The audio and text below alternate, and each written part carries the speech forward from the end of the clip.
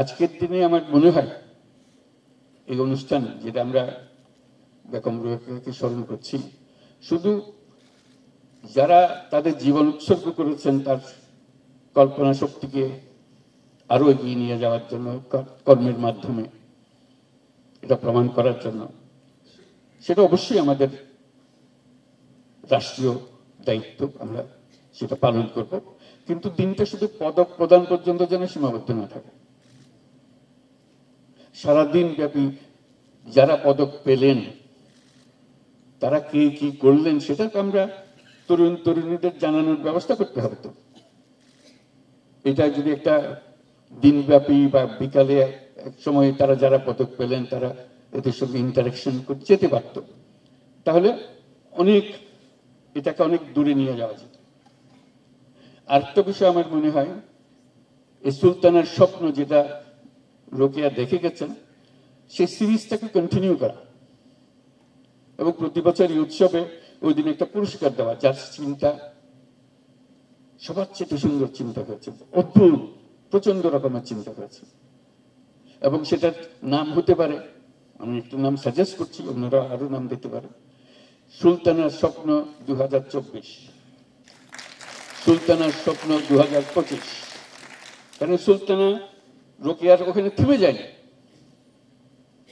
এটা চলছে, চলমান চিন্তা।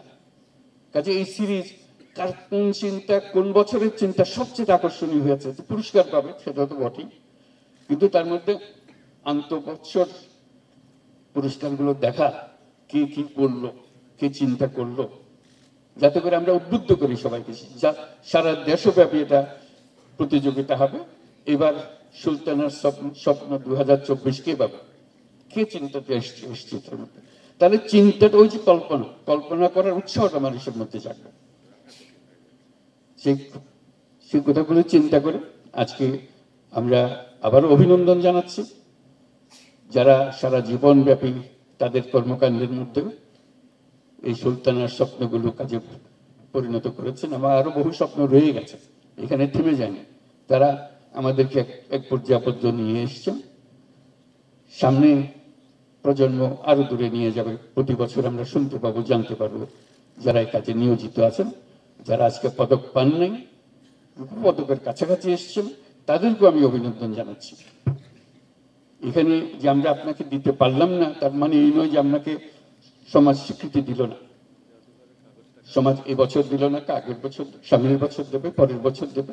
আবার পদকের জন্য আপনি কাজ করছেন সেটাও আমরা মনে করি না, আপনি নিজের কারণেই করছেন। কেউ আপনাকে এটাকে দিয়ে এই পদক পাবো সেই জন্য করবো, এরকম কোনো কারণে আপনি করছেন, সেটা কারো মনে করার কোনো কারণ নেই।